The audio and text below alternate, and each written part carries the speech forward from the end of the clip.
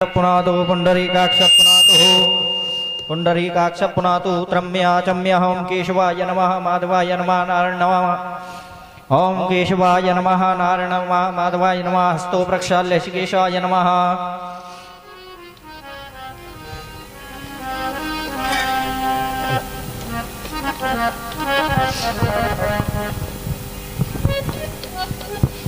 ओम मंगलम भगवान विष्णु मंगलम गरुड़ध्वजा मंगलम पुंडरीकाक्षात् मंगलाय तनो हरि हरि ओम माओकदिः प्रतिमो गदवं भुगवतीः प्रसूपरिः अस्वाइव साजिद्विरः वैष्णवो मुरस्वा पुष्पमाला समर्पयामि।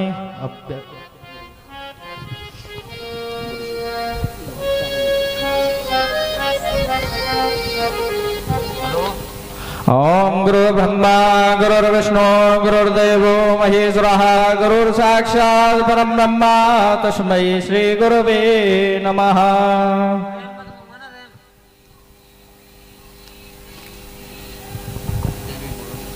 छोटी माता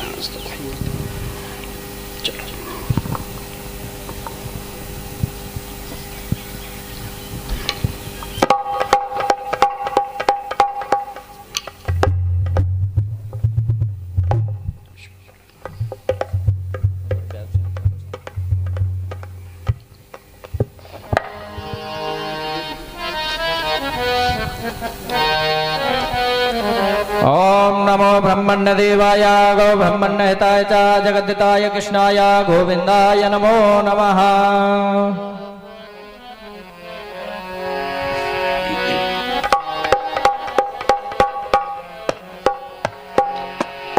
बोल श्रीमद्भागवत महापुराण की जय जय श्री राधे।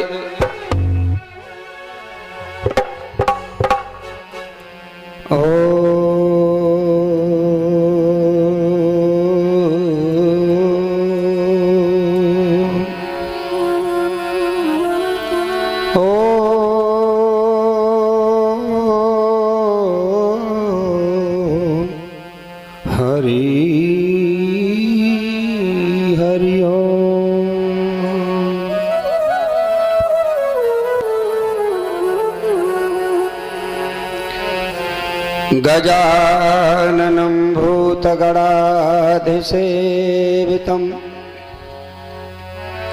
कपितजम्बूफलचारुभक्षणम् उमासुतं शोकविनाशकारकम् नमामि विघ्नेश्वरपादपङ्कजम्।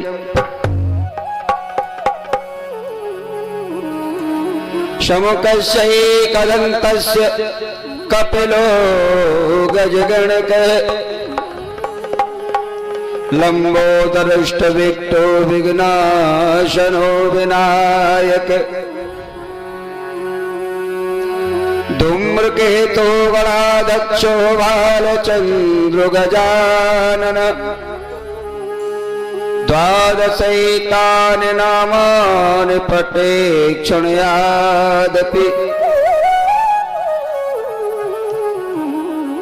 वक्रतुण्ड महाकाय सूर्यकोटि समप्रभ निर्विघ्नं कुरु मे देव सर्वकार्येषु सर्वदा। गुरुर्ब्रह्मा गुरुर्विष्णु गुरुर्देवो महेश्वर गुरुर्साक्षात् परब्रह्म तस्मै श्री गुरुवे नमः।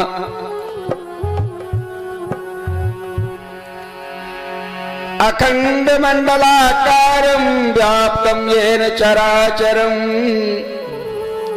तत्पदं दर्शितं येन तस्मै श्री गुरुवे नमः। अज्ञानतिमिरान्धस्य ज्ञानाञ्जनशलाकया चक्षुर्मीलितं येन तस्मै श्री गुरुवे नमः। कर्पूर गौरम करुणावतारम संसार सारम भुजगेन्द्रहारम सदा वसंतम हृदयारविंदे भवं भवानी सहितं नमामि। नीलाम्बुजश्यामलकोमलाङ्गं सीतासमारोपितवां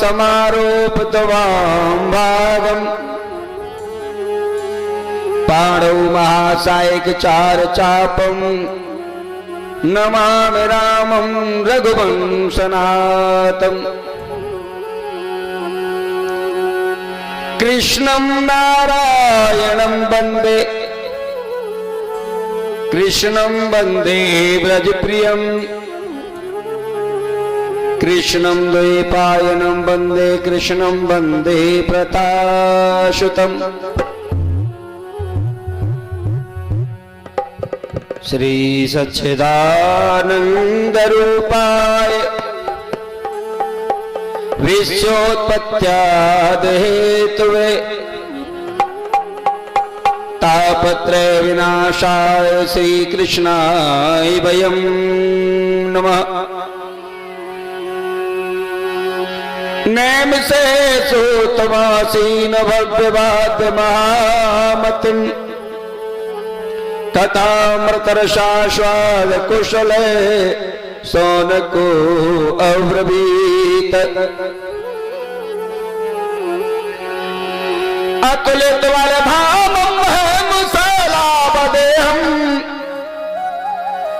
धन्वन्तसानं ज्ञाननामाग्रगण्यं सकलगुण्यदानं वानराणामधीशं रघुपति प्रिय भक्तं वातजातं नमामि। रघुपति प्रिय भक्तं वातजातं नमामि। बोल श्रीमद् भागवत महापुराण की अपने अपने गुरुदेव भगवान की जय जय श्री राधे।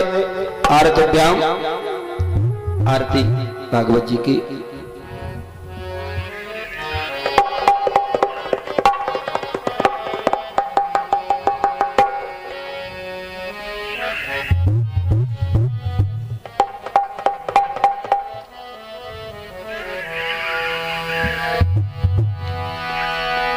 भागवत चरितामृत पीजे आरती सब मिल कर कीजे।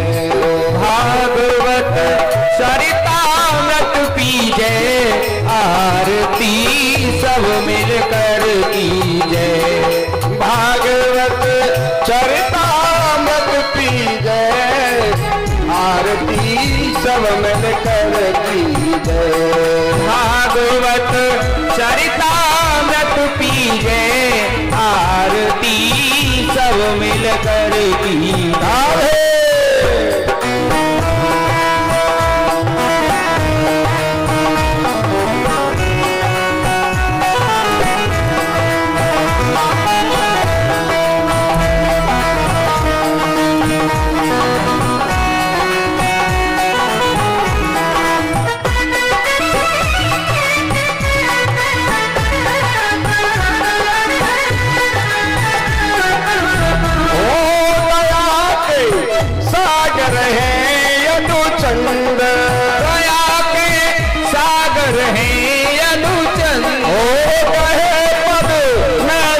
पद अरविंद पद नेत पद अरविंद ओ कहे रस कहे सुधा के अंग कहे रस कहे सुधा के अंग इन्हें पी कर नित जीजे आरती सब मिल कर कीजे।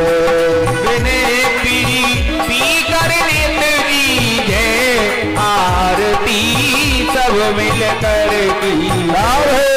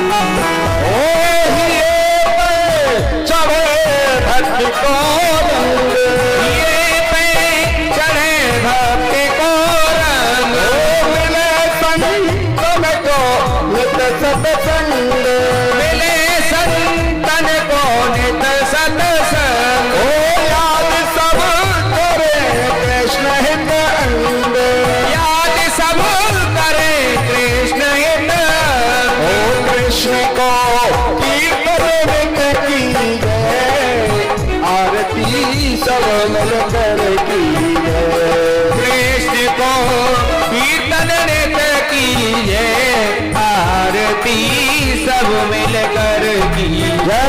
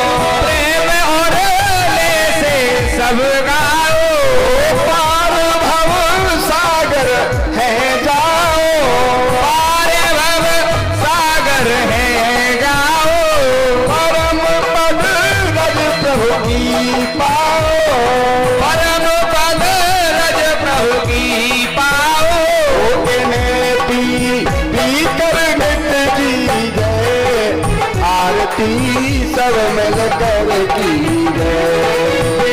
पी कर नित कीजे, आरती सब मिल कर कीजे। ओ भागवत चरितामृत पीजे, आरती सब मिल कर कीजे। भागवत चरितामृत पीजे, आरती सब मिल कर कीजे।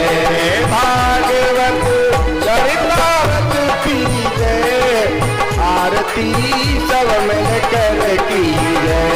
भागवत चरितामृत पीजे, आरती सब मिल कर कीजे। पी कर नित कीजे, आरती सब मिल कर कीजे।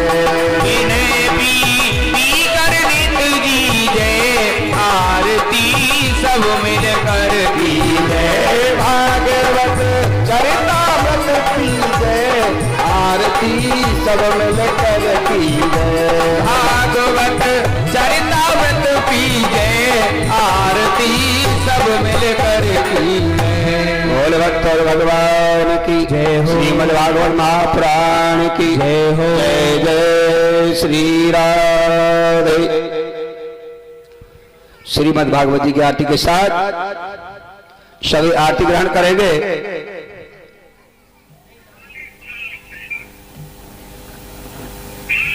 और अपना स्थान ग्रहण करेंगे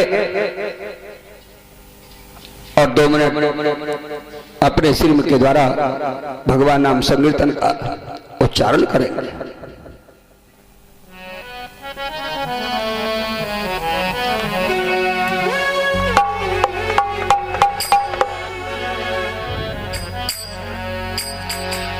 ओ मेरो काना, मेरो काना गुलाब को फूल, किशोरी मेरी कुसुम कली। मेरो गुलाब का फूल, किशोरी मेरी कुसुम कली। मेरो काना कपूर किशोरी मेरी कुसुम कली।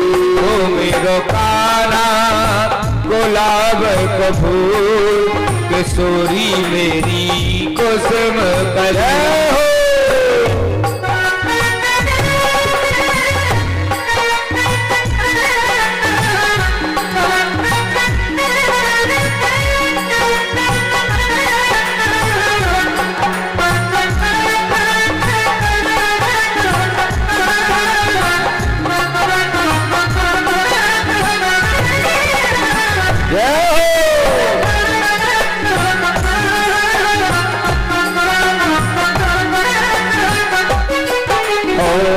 कान्हा मेरो नंद जू को छोड़ा, कान्हा मेरो नंद जू को छोना, नंद जू को छोड़ा, नंद जू को छोड़ा, नंद जू को छोना, नंद जू को छोना। ओ श्री राधे श्री राधे रसभान लली किशोरी मेरी कुसुम कली। मेरो कान्हा गुलाब का फूल किशोरी मेरी कुसुम कली।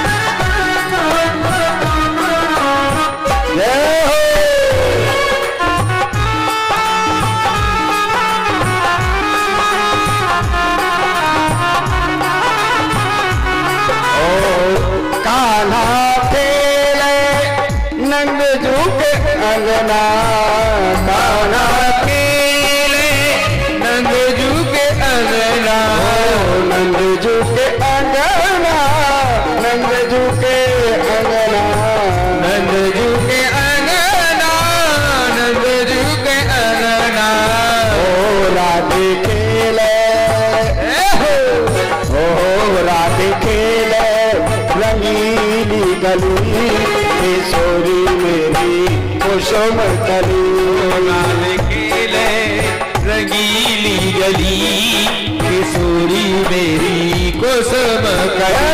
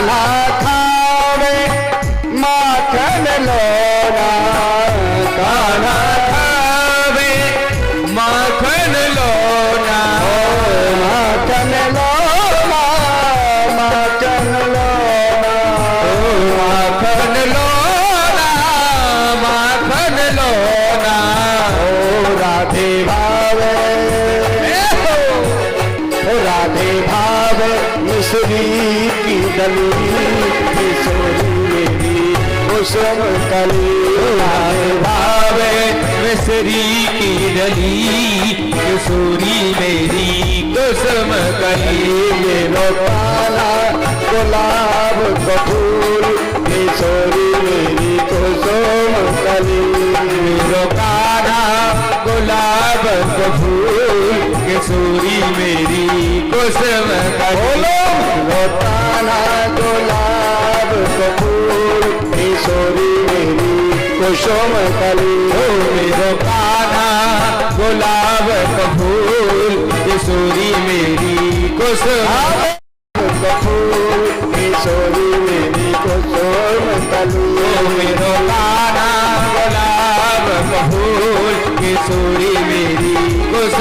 कली बोलो मेरो कान्हा गुलाब फूल किशोरी मेरी कुसुम कली काना गुलाब को फूल किशोरी मेरी कुसुम कली। बोल श्री राधे रानी की जय, कृष्ण कन्हैया लाल की जय हो।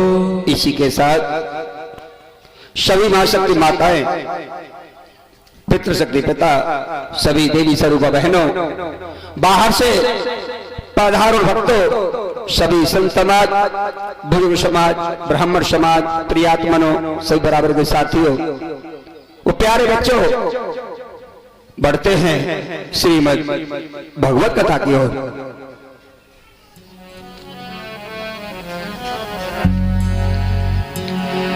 श्री सच्चिदानंद रूपाय विश्वोत्पत्त्यादिहेतुवे तापत्रय विनाशाय श्री कृष्णाय वयं नमः। श्री सतचित और आनंद के स्वरूप, विश्व की उत्पत्ति करने वाले, तीनों प्रकार के तापों का विनाश करने वाले हे श्री कृष्ण भगवान, मैं आपके चरणों में प्रणाम करता हूं। इसी के साथ हम और आप सभी मिलकर के उन भगवान श्री कृष्ण के चरणों में प्रणाम करते हैं। और जी वृंदावन बिहारी लाल की जय हो।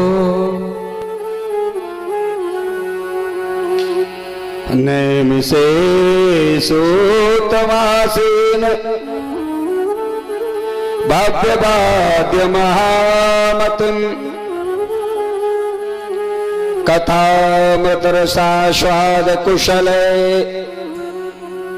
शौनको अब्रवीत।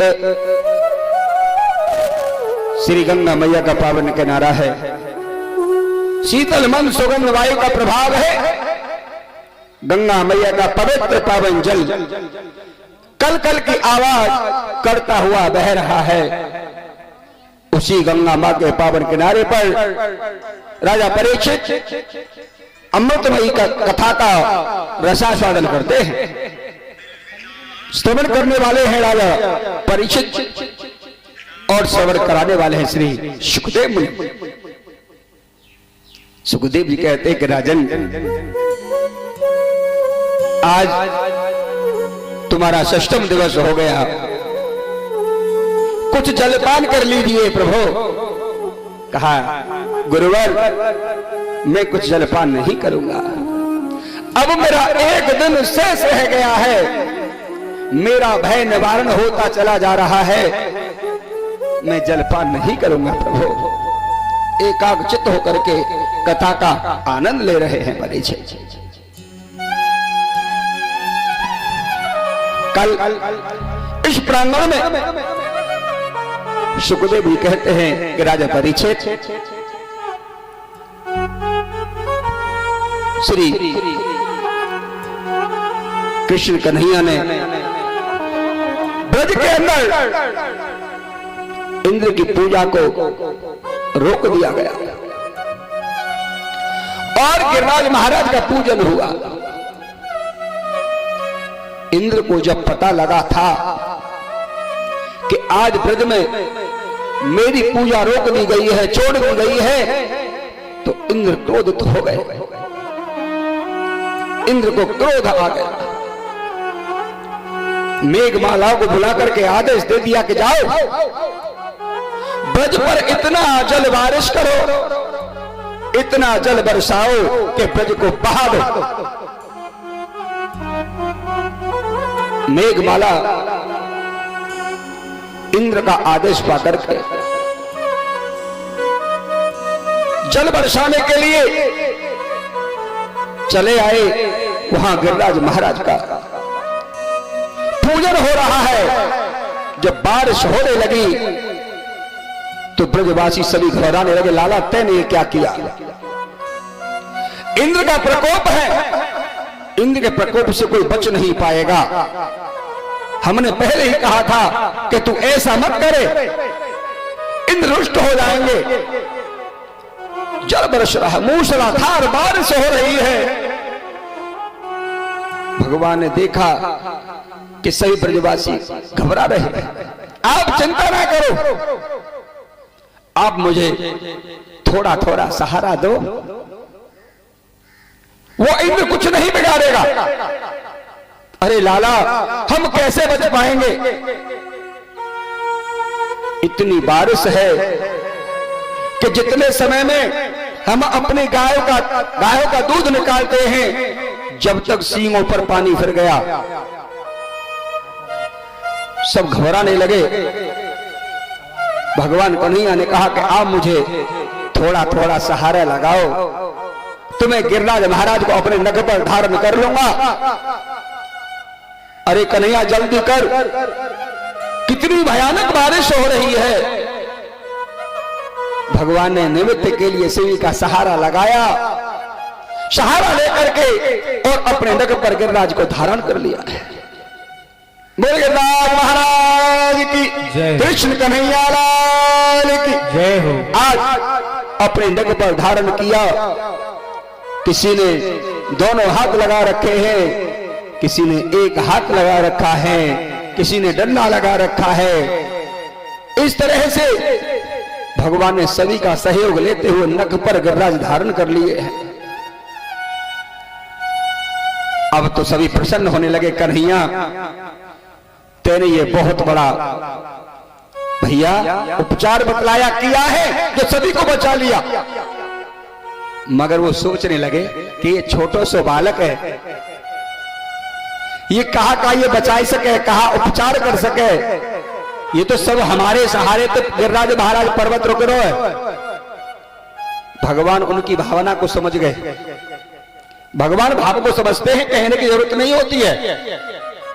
बहुत से जाते पूजा करने के लिए, मुझे ये दे दो, मुझे वो दे दो। भगवान उनसे कहने की जरूरत है ही नहीं, उनको सब पता है कि किसके पास क्या कमी है, मुझे क्या देना चाहिए, वो देते हैं। जब भावना को समझ गए तो कन्हैया कहने लगे, भैया मैं छोटा सा हूं, तुम सभी बड़े बड़े हो, अब मेरी ये उंगली थक गई है और थोड़ी देर भैया तुम रोक लेना गोवर्धन महाराज को, और मैं जरा जब तक दूसरी उंगली को लगाऊंगा, मैं थोड़ा सहतालू भैया आराम कर लूं। बोले ठीक है कन्हैया, अब तू हाथ हटा ले और तेरी कोई जरूरत नहीं है।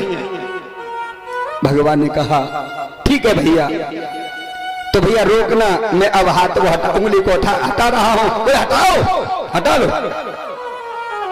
जैसे भगवान ने थोड़ी सी उंगली को नीचे किया है, गिरिराज महाराज नख पर थे, जैसे थोड़ी सी उंगली को नीचे किया, जब पर्वत का पूरा भार और ब्रजवासियों के ऊपर आया। अरे कन्हैया मरे रे, चले रे भैया, तू ही बचा, हमारे बस की ना।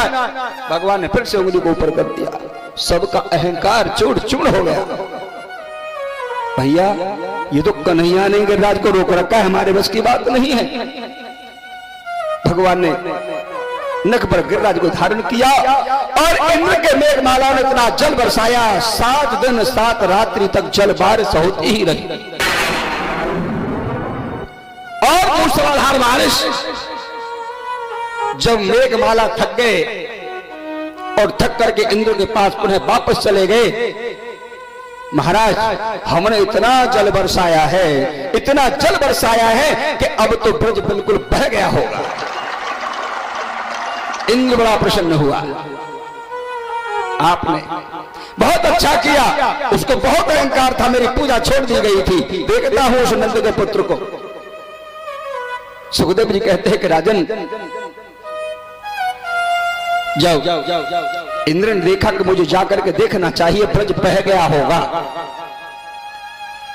आज इंद्र चल करके और जब ब्रज में आए तो ब्रज में क्या देखा कि धूल उड़ रही है। 7 दिन और 7 रात्रि जल बरसने पर भी वहां धूल उड़ रही है। वो जल कहां गया? वो जल गया कहां? उस जल का अगस्त जी पान कर गए थे। अगस्त। सुखदेव जी कहते हैं भगवान ने इंद्र का और मान वर्धन किया। इंद्र ने देखा कि ये कोई साधारण बालक नहीं है, जो 7 दिन जल बरसाने पर यहां धूल उड़ रही है। इंद्र आकर के भगवान के चरणों में नतमस्तक हो गया, प्रभु मुझे क्षमा करो। आज भगवान ने इंद्र का मान मर्दन किया। सुखदेव जी कहते हैं कि राजन, उन्होंने कहा, बताया कि कभी हमें अहमता का भाव नहीं रखना चाहिए। जहां अहमता का भाव होता है वहां अहमता पतन होता है, वहां उद्धार कल्याण नहीं होता है। इसीलिए कभी हमें अपने तन का, धन का, संतान का, ऐश्वर्य का, स्वरूप का, बल का कभी अहंकार नहीं होना चाहिए। क्यों ऐसा कहा गया है? जो अहंकार करता है, देखो रावण बहुत विद्वान था, बलवान था। ऐसा बलवान और विद्वान ना हुआ न होगा, मगर भगवान के सामने, उस प्रभु के सामने कोई कुछ भी नहीं है। उनके सामने अहंकार चूर चूर हो जाता है। अब तो स्वयं भगवान ने गोवर्धन लीला दिखलाते हुए एक समय भगवान और मधुवन में पहुंचे। मधुवन में जाकर के भगवान ने रास किया है। भगवान ने रास किया। उधर गोपिकाएं रात्रि के समय मधुवन में भगवान कृष्ण के पास जा पहुंची थी। भगवान ने उनको ज्ञान दिया कि कभी इस तरह से अपने घर परिवार को छोड़ करके, पतियों को छोड़ करके, कभी इस तरह से किसी पर पुरुष के पास बुलाने पर नहीं जाना चाहिए। ये ज्ञान गोपियों को मिला था। भगवान ने राज किया और निधिवन में महाराज किया है। महाराज किया जिसमें के 10-10 हजार राधा और 10-10 हजार कृष्ण नजर आ रहे हैं। एक समय रात्रि का समय भगवान निधिवन में महाराज की लीला दिखला रहे हैं और उधर भगवान शंकर देख रहे हैं कि पार्वती जी और सुंदर सुंदर वस्त्र पहन रही हैं, अपने श्रृंगार से सुसज्जित हो रही हैं। रात्रि के समय भोलेनाथ कहने लगे, पार्वती अब तो रात हो रही है, सोने का टाइम हो रहा है, तुम कहां जा रही हो? कहां के लिए वस्त्र पहन रही हो? अरे महाराज कहीं नहीं, बताओ कहां जा रही हो? उन्होंने कहा, प्रभु आपको पता नहीं है क्या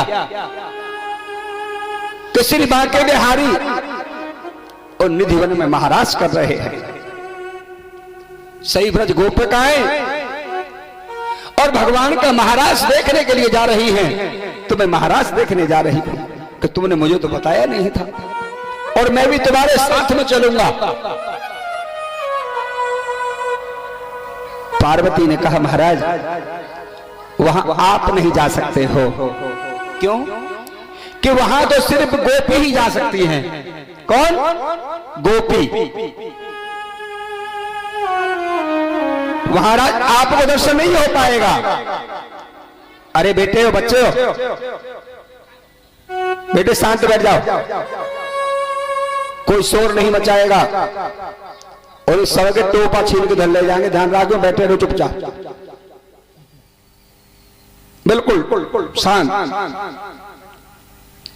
जाओ। पार्वती जी कह रही, महाराज आप नहीं जा सकते हो, वहां तो गोपी ही महाराज का दर्शन कर पाएंगी। तो भोलेनाथ कह रहे, मैं भी तो गोपी ही बन जाऊंगा, मुझे ले चलो बस। महाराज तुम गोपी कैसे बन जाओगे?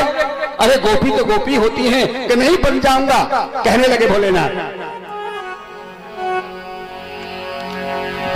और यो कह रहे भोले भंडारी, जय हो पार्वती, और यो कह रहे भोले भंडारी, मैं बनूं गुजरिया मतवारी, ब्रजधाम की के झांकी करके आऊं राधा जी के श्याम की।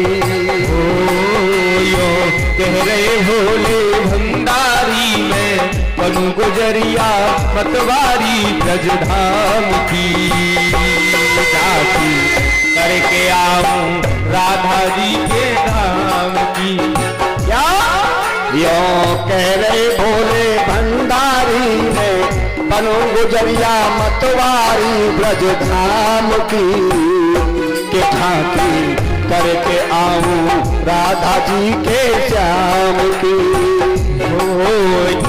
कह रहे भोले भंडारी, मैं बनूं गुजरिया मतवारी, ब्रजधाम की झांकी करके आऊं राधा जी के श्याम।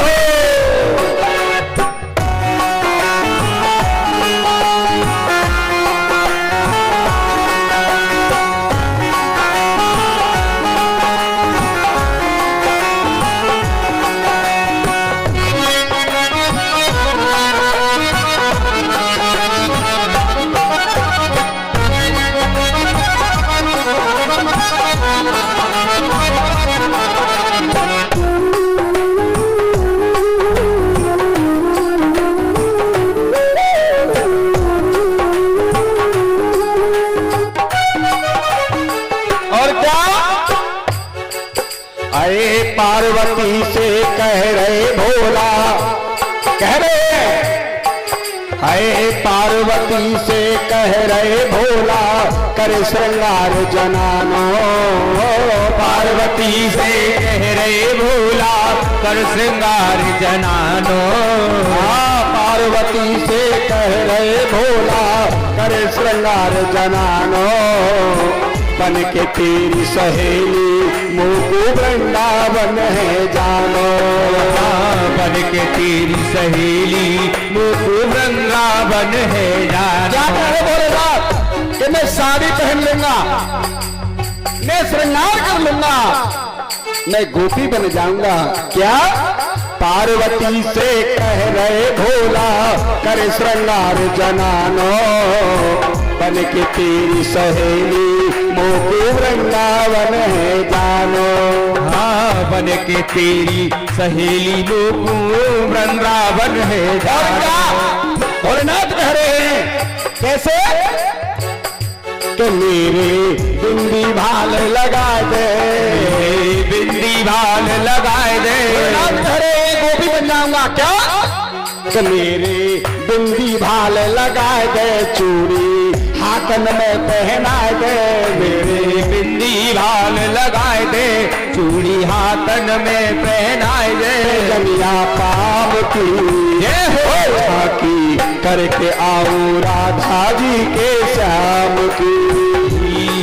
यो कह रहे भोले भंडारी, बनूं गुजरिया मतवारी, ब्रजधाम की झांकी करके आऊं राधा जी के श्याम।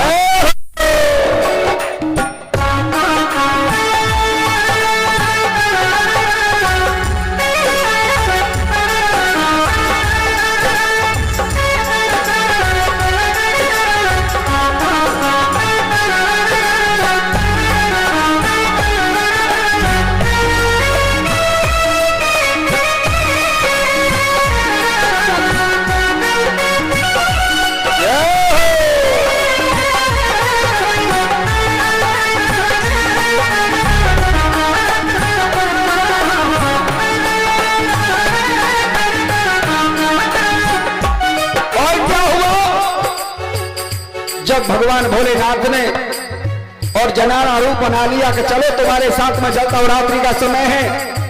क्या हाय घर के वेश जनानो भोला। क्या हाँ घर के भेष जनानो भोला, वृंदावन में आए। घर के भेष वेश जनानो भोला वृंदावन में आए। धर के वेश जनानो भोला वृंदावन में आए। और देखी सकीन के संग काना क्या, और देखी सकीन के संग वो काना मन ही मन मुस्काए। देख सखी के संग वो कान्हा मन ही मन मुस्काए। क्या हुआ, कैसे मुस्काए कि जब भगवान भोलेनाथ वहां बैठे न जा करके, तो क्या हुआ था परीक्षित जी, जब भोलेनाथ महाराज देखने के लिए बैठ गए तो उनके साथ क्या हुआ, साड़ी पहन रखी थी, तो कि उनके सर से हट गई साड़ी, उनके सर से हट गई साड़ी, कि उनके सर से हट गई साड़ी, फिर ये देखे कृष्ण मुरारी। उनके सर से हट गई साड़ी, फिर वो देखे कृष्ण मुरारी। करके आऊं राधा जी के श्याम की,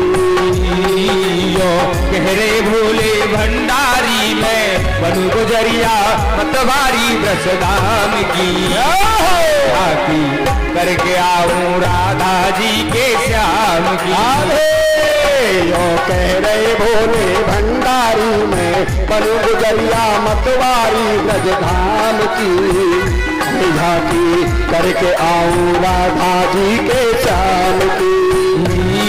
यो कह रहे भोले भंडारी मैं बनू गुजरिया मतवारी ब्रजधाम की। झांकी करके आऊं राधा जी के श्याम की।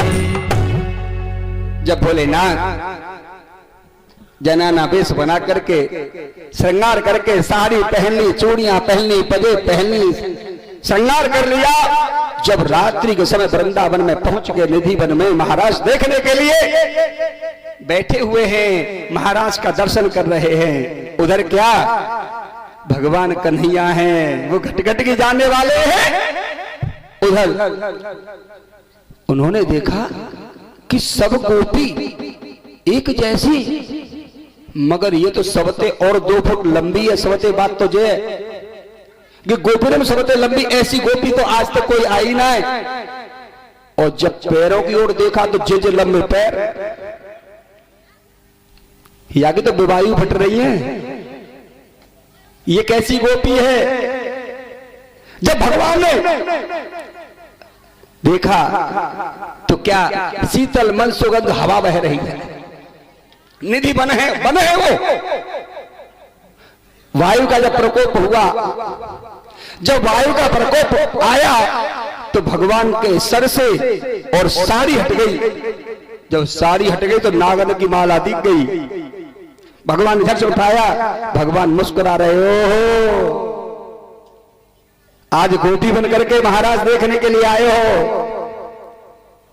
क्या बन करके गए हैं? गोपी। देखो गोपी किसे कहते हैं? साड़ी पहनने से, चूड़ियां पहनने से, श्रृंगार करने से, पजे पहनने से हम गोपी नहीं बन सकते। गोपी, गो माने इंद्री, इंद्रियों को जो जीत लेता है, जो इंद्रजीत हो जाता है, वो निर्मल हो जाता है। जो इंद्रियों को बस में कर लेगा वो तो पवित्र हो जाएगा, और जब पवित्र हो जाएगा तो भगवान का दर्शन उसको जरूर मिलेगा। बाबा तुलसीदास ने भी कहा है, क्या निर्मल मन जन सो मोय पावा, निर्मल मन जन सो मोय पावा, निर्मल मन, निर्मल मन, निर्मल मन जन सो मोय पावा। मोए कपट छल छिद्र न भावा, मोहे कपट छल छिद्र न भावा। भगवान कहते हैं जो निर्मल हृदय, निर्मल मन कर लेता है, उसे पाने में जरा भी देर नहीं होती, मुझको जरा सी देर में पा लेता है। ऐसे ही भगवान भोलेनाथ है, उनको तो आपको पता है कि इंद्रियों की तो क्या चलाई, उन्हें सबको वश में कर लिया था। इसीलिए भगवान भोलेनाथ को दर्शन हुआ। अगर हम भगवान का दर्शन चाहते हैं, रास महाराज का दर्शन चाहते हैं, तो हमें वो इंद्रियों को जीतना होगा। भगवान ने महाराज किया है श्री राधे जी के साथ। सुखदेव जी कहने लगे कि राजन,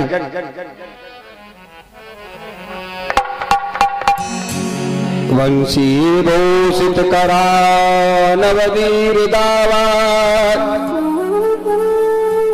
पीतांबरादरुण बंग फलाधरोष्ठात्, पूर्णेन सुंदर मुखादर विंद नेत्रात्, कृष्णाति परकं तत्त्वमय्यं न जाने। भगवान श्री वाक्य बिहारी लाल भगवान का अवतार ही हुआ है पृथ्वी का भार दूर करने के लिए, असुरों का संहार करने के लिए, और नाना प्रकार की लीला दर्शा रहे, लीला दिखा रहे हैं। कि एक समय की बात क्या हुई, एक समय ऐसा हुआ कि कंस मथुरा में उदास बैठा हुआ है, क्योंकि उसे पता लग चुका था कि मेरा काल ब्रज में अवतरित हो गया है और एक दिन मुझको जरूर मारेगा, मुझे मृत्यु के घाट उतार देगा। कंस भयभीत है, उसको भय है, भय सता रहा है, उदास बैठा हुआ। उधर देव ऋषि नारद जी ने अपना बीड़ा उठाया और बीड़ा बजाते हुए आज नारद देव और मथुरा नगरी की ओर चले आए।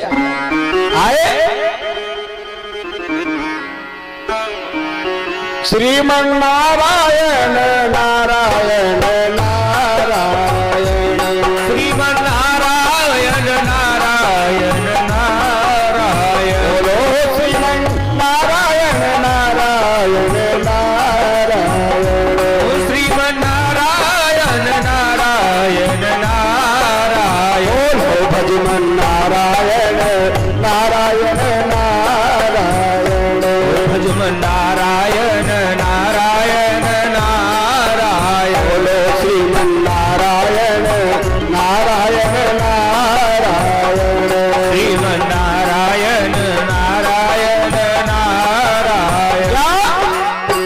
जो नारायण नाम लेते हैं, जो नारायण नाम लेते हैं, जो नारायण नाम लेते हैं, जो नारायण नाम लेते हैं, पाप होत सब क्षारायण, हाँ पाप होत सब क्षारायण, नारायण नारायण नारायण, श्रीमन्नारायण नारायण नारायण, बोलो भजमन्नारायण नारायण नारायण, भजमन्नारायण नारायण नारायण। भगवान की जय हो। जब देव ऋषि नारद जी श्रीमन्नारायण नारायण करते हुए और मथुरा चल करके आए तो कंस उदास बैठा हुआ है। कंस ने नारद जी को आते हुए देखा, प्रणाम किया। नारद जी, आज तो बहुत समय के बाद आपका मथुरा में आगमन हुआ है, पदार्पण हुआ है। उधर सुखदेव जी कहते हैं कि राजन, आज नारद जी कहने लगे, हे मथुरा नरेश, मुझे एक बात बताओ कि आज तुम्हारे चेहरे पर कुछ उदासी है। आज तुम्हारा खिलता हुआ चेहरा नजर नहीं आ रहा है, इसका कारण क्या है? कंस ने कहा, देवऋषि, मैं अपनी उदासी का कारण तुमको बतलाता हूं कि मुझे पता है कि मेरा काल ब्रज में अवतरित है, नंद यशोदा के यहां पर है।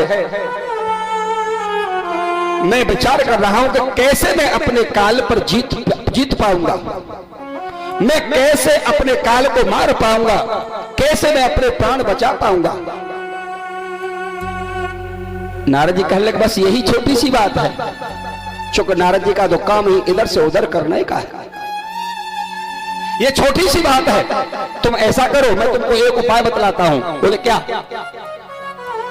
कि तुम 5 दिन का धनुष यज्ञ करो। तुम 5 दिन का धनुष यज्ञ करो, नंद बाबा सहित सभी को आमंत्रित करो और साथ में कृष्ण और बलराम को आमंत्रित करना।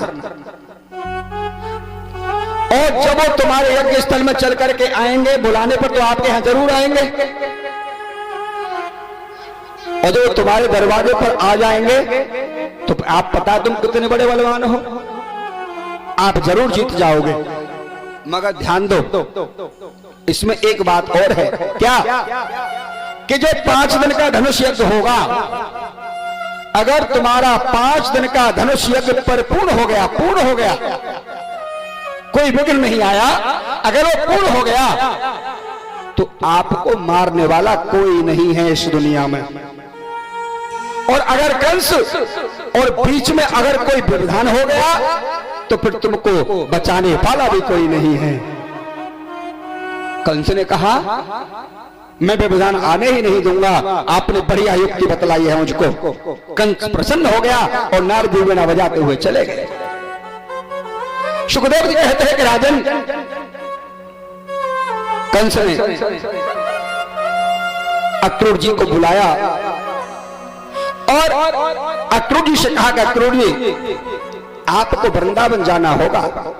बोले क्यों? कि मैं 5 दिन का धनुष यज्ञ कर रहा हूं और आप नंद बाबा सहित सभी को आमंत्रित करना और कृष्ण बलराम को ये सुवर्ण का रथ, सोने का रथ ले जाओ और कृष्ण बलराम को अपने साथ रथ में बिठा करके लाना है। ठीक है। अक्रूर जी कहने लगे आज मुझे कृष्ण का दर्शन हो जाएगा। कंस के कहने पर आज अक्रूर जी और सुवर्ण का रथ लेकर के और मथुरा से वृंदावन की ओर जा रहे हैं, भगवान का स्मरण करते हुए।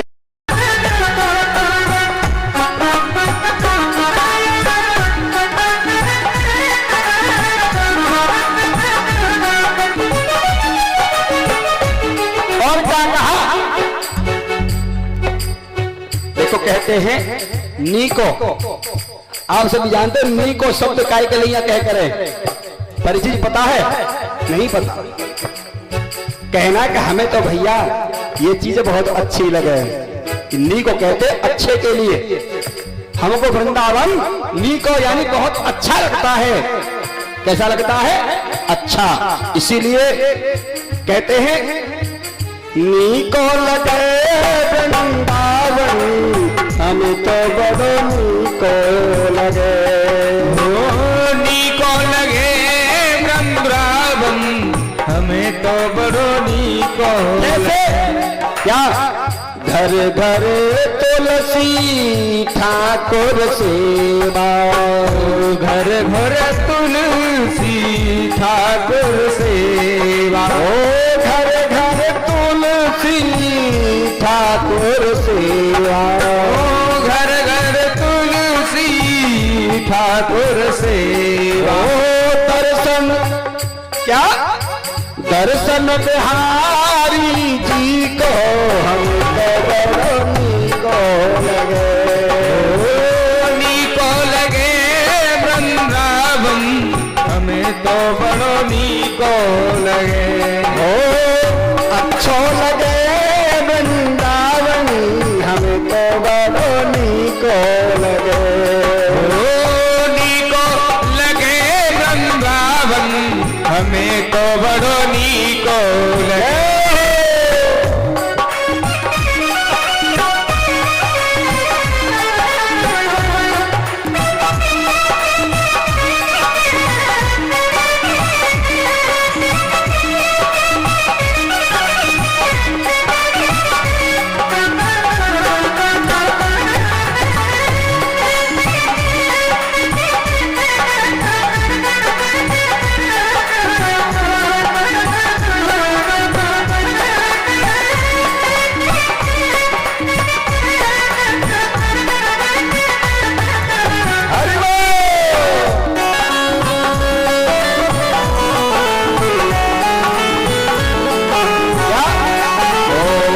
अपन सिंहासन आप विराजे, अपन सिंहासन आप विराजे, आप विराजे श्यामा आप विराजे, आप विराजे श्यामा आप विराजे। नानो जमुना जी को हो नानो जमुना जी को हम तो बड़ोनी को लगे, नानो जमुना जी को हमें तो बड़ोनी को लगे। ओ नीको लगे वृंदावन हम तो बड़ोनी को लगे, नी को लगे वृंदावन हमें तो बड़ोनी को लगे। बोल वृंदावन बिहारी लाल की जय हो। कहते हैं आज अक्रूर जी भगवान का असुर चिंतन करते हुए और मथुरा से चल पड़े हैं। अक्रूर पे चताम रात्रि मधुपुर्या महावती, मथुरा से चल करके वृंदावन की ओर आ रहे हैं। उधर देखा कि जब अक्रूर जी शोहर का रथ लेकर के और चल करके श्रीधाम वृंदावन में आए, चल करके नंद यशोदा के भवन में पहुंचे। मैया यशोदा नंद बाबा से प्रणाम किया और जाकर के कुशल से बताया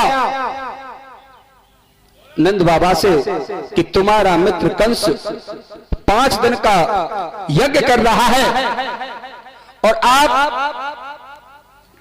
सभी को आमंत्रित किया है और कृष्ण बलराम को लेने के लिए सुवर्ण का रथ भेजा है।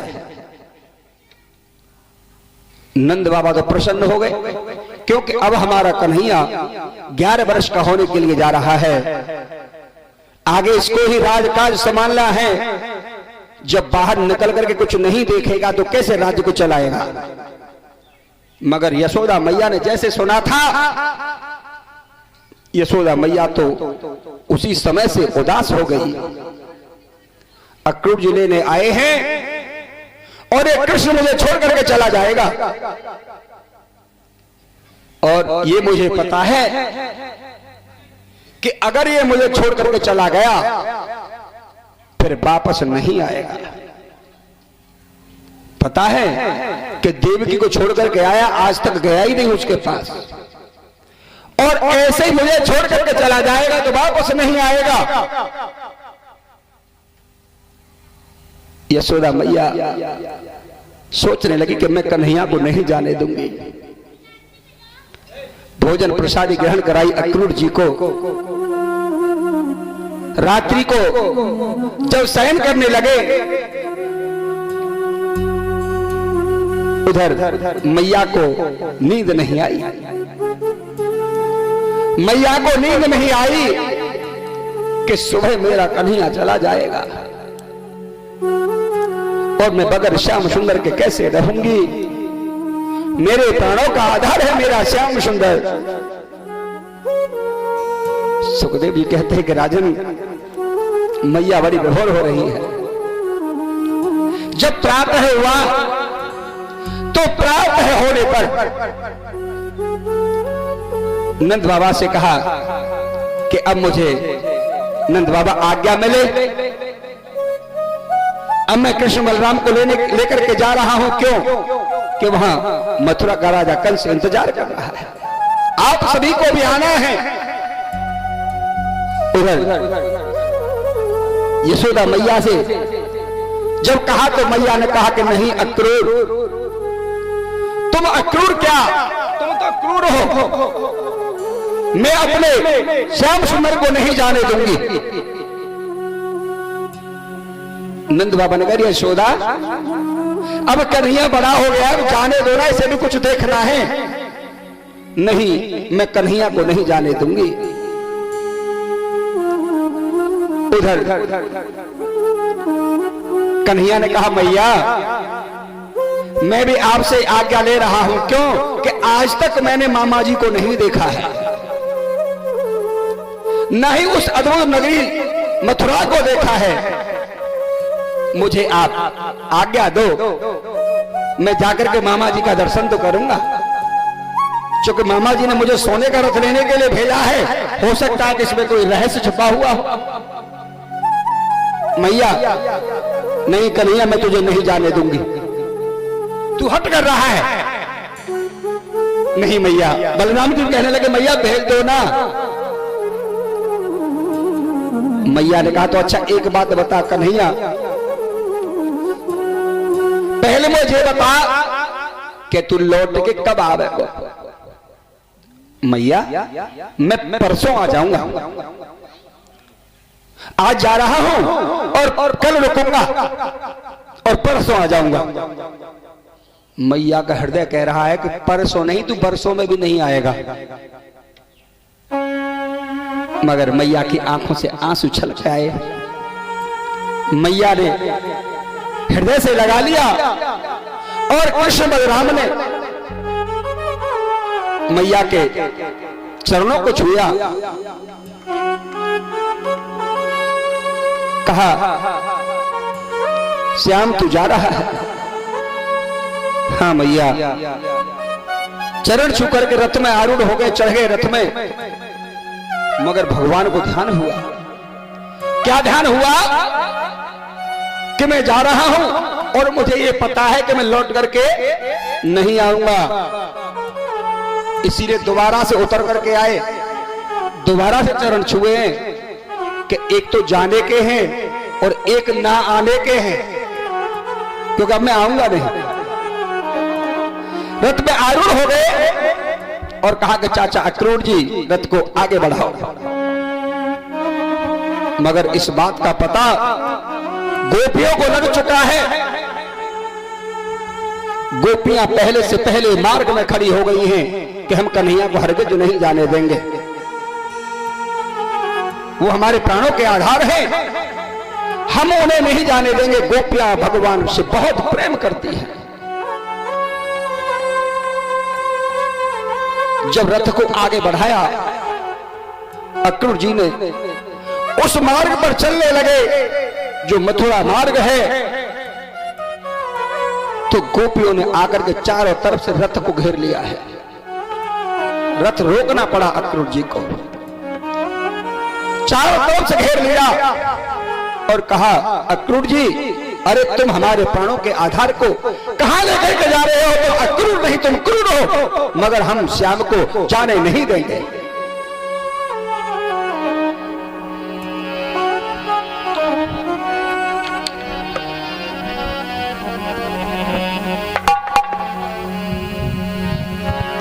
न जाओ हे श्याम, तो हमें छोड़ करके मत जाओ। न जाओ छोड़ कर मोहन, याद में तड़फड़ाएंगे। न जाओ छोड़ कर मोहन, याद में तड़फड़ाएंगे। न जाओ छोड़ कर मोहन, याद में तड़फड़ाएंगे। न जाओ छोड़ कर मोहन, याद में तड़फड़ाएंगे। मैंने तू खेंगे दिन तेरे शाम हम सह न पाएंगे। मैंने तू खेंगे बिन तेरे बिरह हम सह न पाएंगे। न जाओ छोड़ कर कान्हा, याद में तड़फड़ाएंगे। न जाओ छोड़ कर कान्हा, याद में तड़फड़ाएंगे। राधे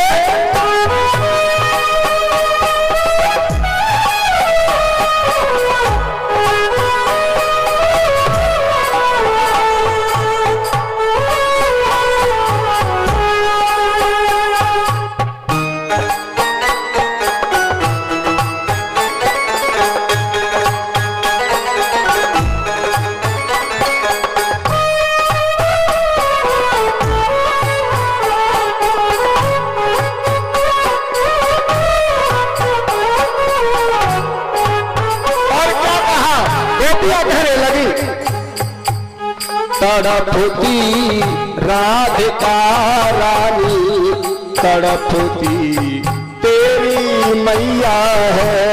तड़पती राधिका रानी, तड़पती तेरी मैया है। दुखी वो नंद बाबा है, कहाँ जा एक कन्हैया है। दुखी वो नंद बाबा है, कहाँ जा ते कन्हैया है।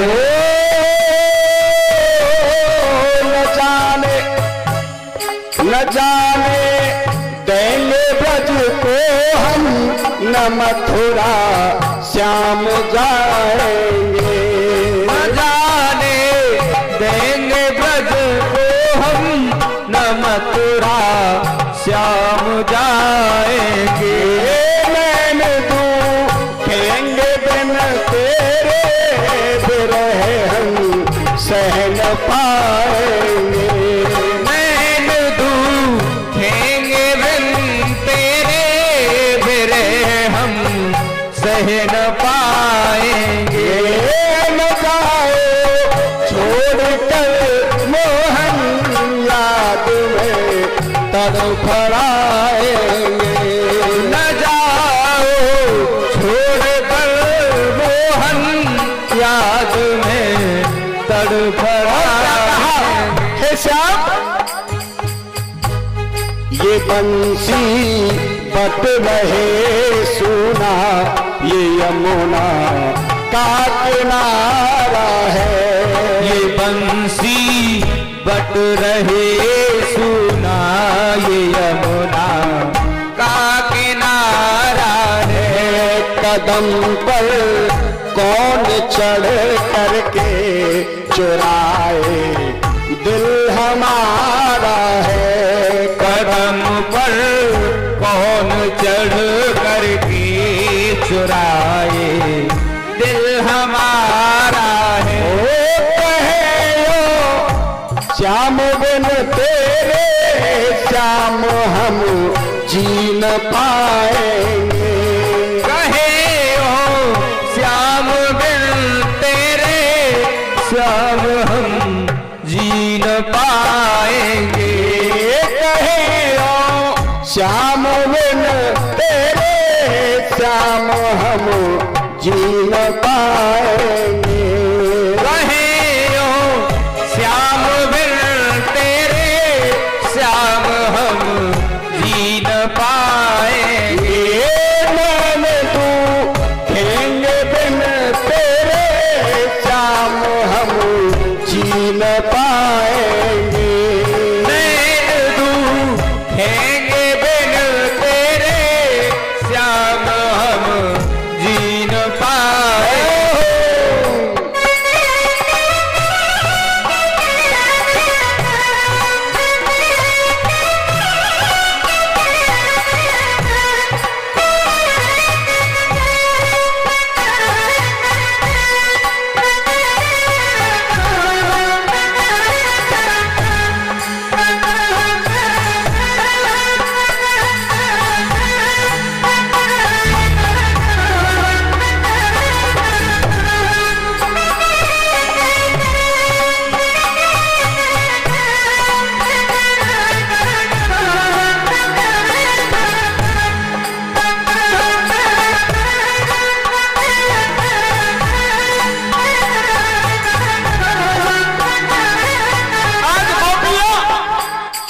भगवान के विरह में पागल हो रही हैं। श्याम, हम तुम्हें हरगिज नहीं जाने देंगे।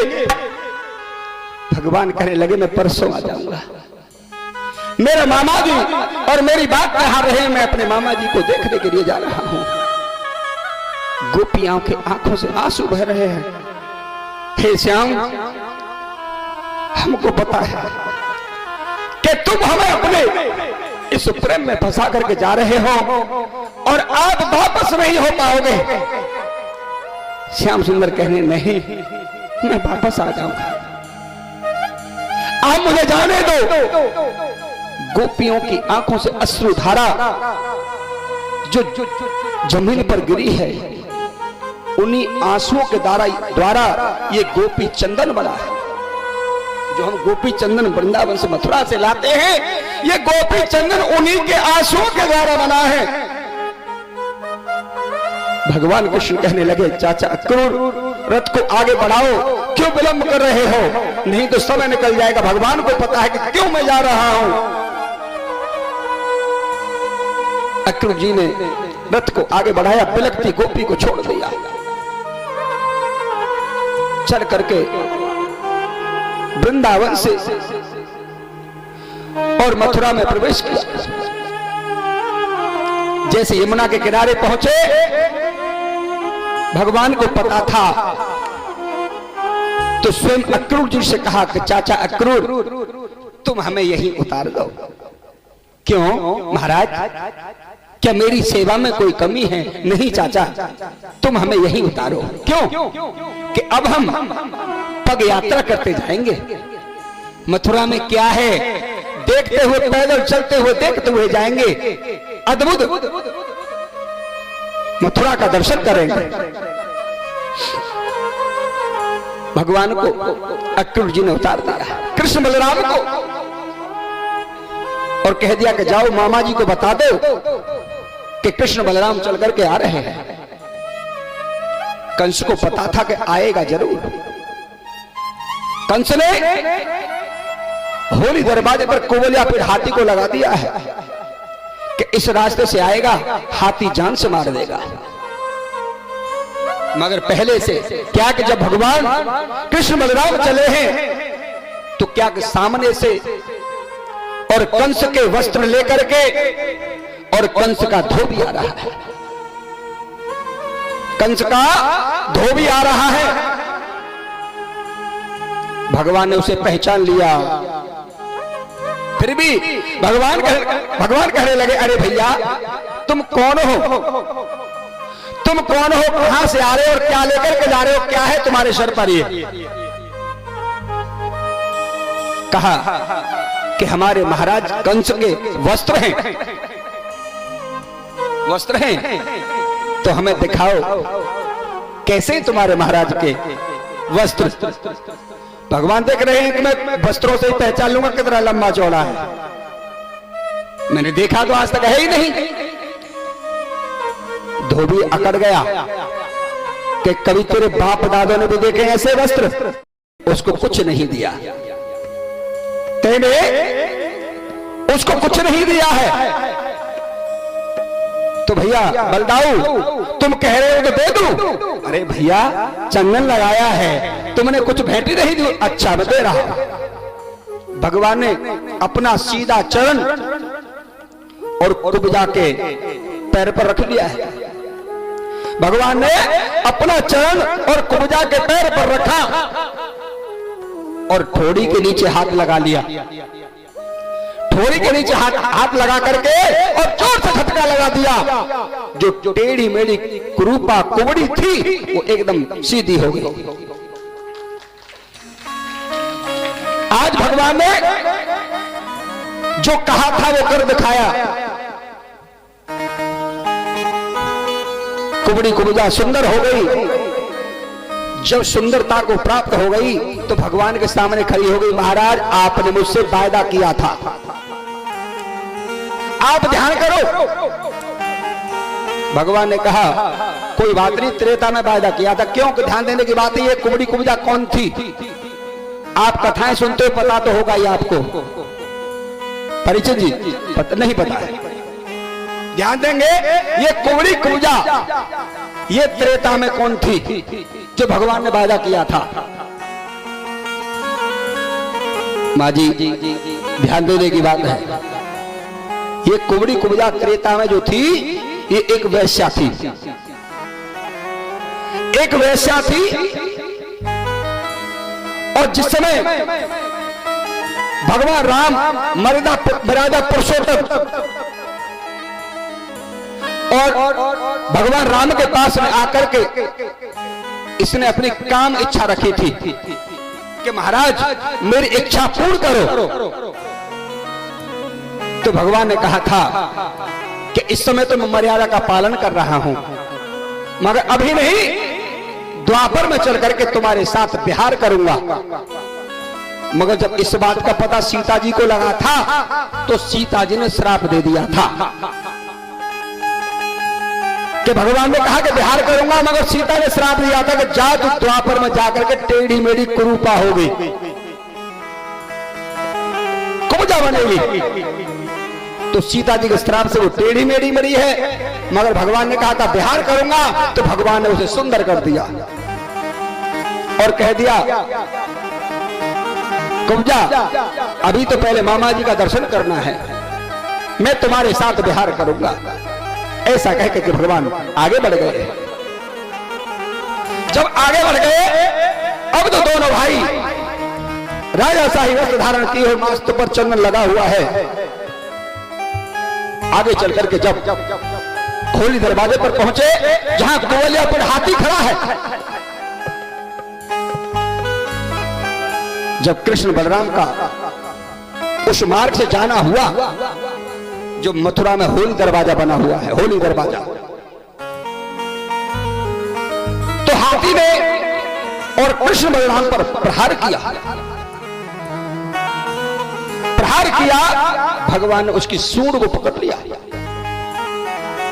सूंड को पकड़ करके उठा लिया और उठा करके घुमाया भगवान ने और बड़ी जोर के धमाके के साथ पृथ्वी पर पटक दिया। हाथी का प्राणांत कर दिया, हाथी को भी मार डाला। जब दोनों भाई हाथी का प्राणांत करने पर आगे को चले तो देखा कि कंस अपने मंच पर बैठा हुआ है, सिंहासन पर बैठा हुआ है। कंस ने आते हुए कृष्ण बलराम को देखा तो क्या जब आगे बढ़े हैं तो मुष्टिक और चाणूर,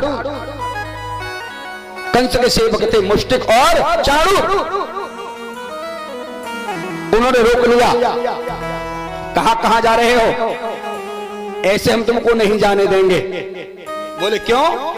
कि पहले तुम्हें हमसे युद्ध करना होगा, हमसे मल्ल युद्ध करना होगा, तब आगे जाने देंगे। कन्हैया कहने लगे भैया हम छोटे छोटे बच्चे हैं, तुम इतने लंबे चौड़े पहलवान हो, हम तुमसे युद्ध कैसे कर सकते हैं? कि युद्ध नहीं कर सकते हो तो हम तुमको जाने नहीं देंगे। बलदाऊ कहने लगे भैया हमें मामा जी के पास जाने दो ना। बोले नहीं, मैं नहीं जाने देंगे हम आपको। तो कन्हैया कहने लगे बलदाऊ फिर क्या देर करो, अरे इनसे लड़ना तो है ही। अब भगवान कृष्ण चाणूर से और बलराम जी मुष्टिक से, अब तो दोनों भाई मल्ल युद्ध करने लगे। जब मल्ल युद्ध करने लगे तो वहां नंद बाबा जंतर पहुंच चुके थे। नंद बाबा पहुंच चुके थे। अब दोनों भाइयों का, कृष्ण और बलराम का, मुष्टिक और चाणूर से मल्ल युद्ध होने लगा। मुष्टिक चाणूर भगवान को पकड़ते हैं, बलराम को पकड़ते हैं, मगर वो तो जरा सी जगह में निकल जाते हैं, फिर पकड़ लेते हैं, मरने में नहीं आते, पकड़ने में नहीं आते। अब तो नंद बाबा देख रहे हैं, क्योंकि नंद बाबा को आमंत्रित किया था, नंद बाबा भी पहुंचे थे। जब नंद बाबा ने देखा कि इस कंस ने अच्छा नहीं किया, इतने बड़े बड़े पहलवान हैं और ये मेरे छोटे छोटे पुत्र हैं, ये तो रोक भी नहीं रहा है, इसने तो मारने के लिए बुलाए हैं। तो उधर नंद बाबा कहने लगे क्योंकि अखाड़े के मालिक जो होते हैं वो होते हैं हनुमान जी। हनुमान जी को पुकारने लगे, हे हनुमान जी महाराज, आप मेरे पुत्र कृष्ण बलराम की रक्षा करना, तो मैं तुम पर 52 लड्डू का भोग चढ़ाऊंगा, प्रसाद बोलना, इनकी रक्षा करना और मैं 52 लड्डू का भोग चढ़ाऊंगा। कृष्ण भगवान समझ गए कि मेरे बाबा हनुमान जी को याद कर रहे हैं और लड्डू की प्रसादी बोल रहे हैं। अरे बलदाऊ, बाबा परेशान हो रहे हैं हमारे देख करके, हमारे बच्चे छोटे छोटे हैं। अब तो भगवान कृष्ण ने चाणूर को और बलराम ने मुष्टिक को, दोनों भाइयों ने मल्ल युद्ध में और मृत्यु के घाट उतार दिया है, दोनों को मार डाला। जब दोनों पछाड़ दिए हैं तो उधर आगे बढ़े कंस ने देखा कि हो सकता है ये तो विघ्न होने लगा है, जो नारद जी ने कहा था अब मुझे मरना ही पड़ेगा। मगर वहां नक्कारे वाले नक्कारे बजारे नृत्य वाले नृत्य कर रहे हैं। कंस ने इशारा कर दिया, नक्कारे बंद कर दो, ये नाचना बंद कर दो, मेरा कान आ गया है। उधर नक्कारे वाले नक्कारा बंद नहीं करते हैं, बजा रहे हैं, नाचने वाले नाच रहे हैं, और कंस बार बार इशारा कर रहा है कि शांत हो जाओ। उधर अब तो कंस की कोई नहीं सुन रहा है। कंस ने देखा कि अब कोई ना सुन लो, हो सकता है कि काल निश्चित ही आ गया। ये सत्यता है कि जब काल आता है ना तो कोई नहीं सुनने वाला है। अपने नाती पोते जितने हतनाए सब कहते कि हम तो बाबा मरे हुए कोई हरो करो, चलो कोई बात नहीं, पूरे की तैयारी करो। ऐसे ही उन्होंने देखा है कि अब तो इसका काल आ गया, अब कोई हमसे कुछ कहेगा ही नहीं। नक्कारे वाले नक्कारा बजा रहे, नाचने वाले नाच रहे हैं। अब कंस ने देखा कोई ना सुने तो कंस वहां से भागने की कोशिश में है। भगवान ने देखा अगर मामा जी भाग गए तो मुश्किल हाथ आएंगे। भगवान ने आगे बढ़ते हुए धनुष उठा लिया और कमल की डंडी के समान तोड़ डाला। जब धनुष भी तोड़ दिया अब तो कंस को बिल्कुल हो गया कि अब तो मुझे मार ही देगा। कंस ने भागना चाहा और भगवान ने एक छलांग लगाई और मंच पर चढ़ गए। जाकर के केस पकड़ लिए हैं। मामा जी कहां जा रहे हो? हमको बुला लिया है और हमें छोड़ करके भागना चाहते हो, कहां जा रहे हो? केस पकड़ लिए हैं। ध्यान देने की बात है कि भगवान ने कंस के केसों को ही क्यों पकड़ा है। उन्हें पता था मामा जी उस समय को याद करो, क्योंकि तुमने मेरी माता देवकी के रथ से केस पकड़ के ही खींचा था। ये सत्य है, जो जैसा करता है वही भोगता है। बदला है जरूर लेता है। भगवान ने केस पकड़ लिए और मंच से उठा लिया और मंच से उठा करके मामा जी भक्त को याद करो, तुमने बहुत बहुत अपने सेवक राक्षस असुर मुझे मारने के लिए भेजे थे। मैं वही आपका भांजा हूं। कंस को काल नजर आ रहा है, कंस को काल नजर आ रहा है और भक्तों को भगवान नजर आ रहे हैं। जो हृदय से मान रहा कि भगवान है तो भगवान नजर आ रहे हैं। यह सत्य है कि कंस को काल क्यों दिख रहा है, क्योंकि उसने ऐसा ही चश्मा आंखों पर लगा रखा है। कैसा कि जैसा हमारा लेंस होता है, लेंस कहते हैं सोच के लिए। सोच जैसी हमारी आंखों पर जैसा चश्मे में लेंस होता है हमको ऐसा ही नजर आता है। लगा के देखो रंगीन तो रंगीन ही देखेगा। तो कंस ने तो वही सोचती कि मेरा काल है तो उसे काल ही नजर आ रहा था।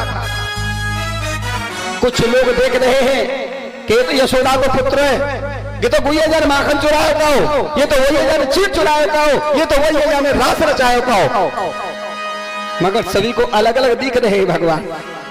भगवान ने कहा है कि काल भी मैं हूं, काल भी कहीं बाहर से नहीं आता है, काल भी मैं हूं और भगवान भी मैं हूं, भक्षक भी मैं हूं और रक्षक भी मैं हूं।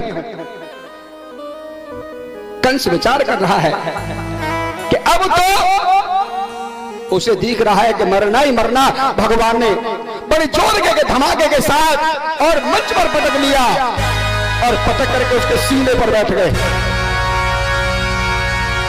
मामा जी आज वही समय है कि तुमने योग माया को और पैर पकड़ करके घुमा करके पत्थर पर मार दिया था। मेरे 6 भाइयों को मृत्यु के घाट उतार दिया था। भगवान ने याद दिलाते हुए कंस को ऐसा मुक्का मारा कि एक ही मुक्के में कंस का प्राणांत कर दिया है। बोलो वृंदावन बिहारी लाल की जय।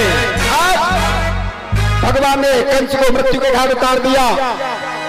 जब कंस का और मरण हो गया तो कंस की दो पत्नियां थी। कंस की दो पत्नी थी, अस्थि और प्राप्ति। कौन सी? अस्थि और प्राप्ति। ये दोनों जरासंध की पुत्री थी और कंस की पत्नी थी। कंस के ससुर का क्या नाम था? जरासंध। जब अस्थि प्राप्ति ने देखा कैसे यशोदा के पुत्र ने हमारे स्वामी को मृत्यु के घाट उतार दिया, रुदन करने लगी, रोने लगी। भगवान ने देखा कि इनको तो रोना है ही, मगर मुझे अपनी लीला में देर नहीं करनी है। क्यों? कि मेरे मामा कंस ने मेरे नाना उग्रसेन को यानी अपने पिता को बंदी बना करके कारागृह में डाल दिया था और स्वयं मथुरा के राजा बन गए थे। और भगवान ने सबसे पहले दौड़ करके गए, कारागृह के ताले खुलवाए और अपने नाना उग्रसेन को बंधन मुक्त किया है। बंधन मुक्त किया। उधर देखा कि मेरे पिता वसुदेव और मेरी माता देवकी कारागृह के अंदर बंदी पड़ी है। भगवान ने वसुदेव और देवकी को कारागृह बंधन मुक्त कर दिया है। नाना जी लो, अब मैं आपका राज्य आपको वापस देता हूं। उन्होंने कहा श्याम सुंदर आप? नाना जी सुनो। प्रणाम करते हुए बताने लगे सारा हाल कि मामा ने रथ भेजा था और मैं आया था, यहां यज्ञ का आयोजन हो रहा था। सारा हाल बताने लगे कन्हैया अपने नाना उग्रसेन को। क्या कहा? चरणों में सिर रख दिया भगवान ने, प्रणाम कर रहे हैं। नाना जी सुनो।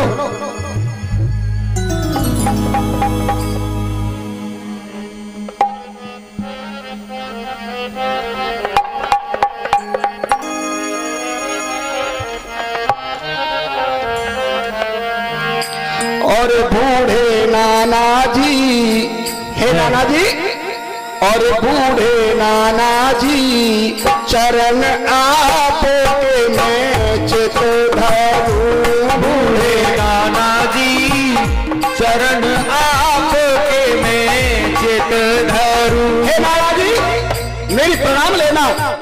बूढ़े नाना जी चरण आपके मैं चित धरूं। बूढ़े नाना जी चरण आपके मैं चित धरूं। मैंने मारो हाँ मैंने मारो मामा कंस। बूढ़े नाना जी चरण आपके मैं चित धरूं। मैंने मारो है मामा कंस। बूढ़े नाना जी चरण आपके मैं चित धरूं।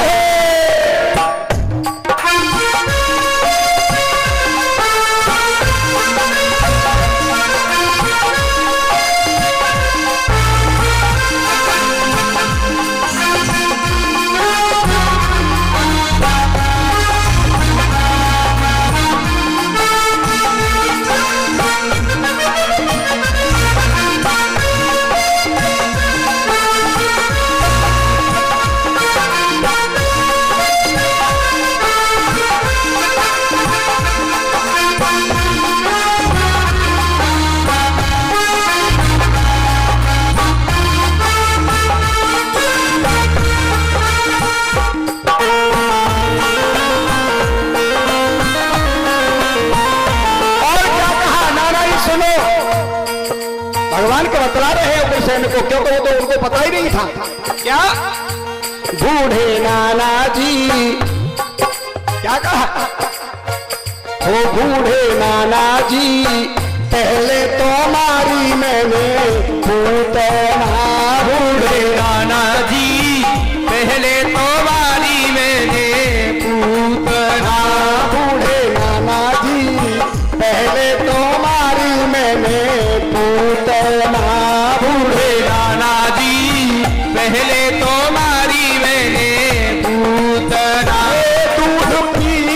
में क्या अरे दूध पी मत में खींचोवा को अंश बूढ़े नाना जी चरण आप में चित धरू मैंने मारो है मामा कंस बूढ़े नाना जी चरण आपके में चित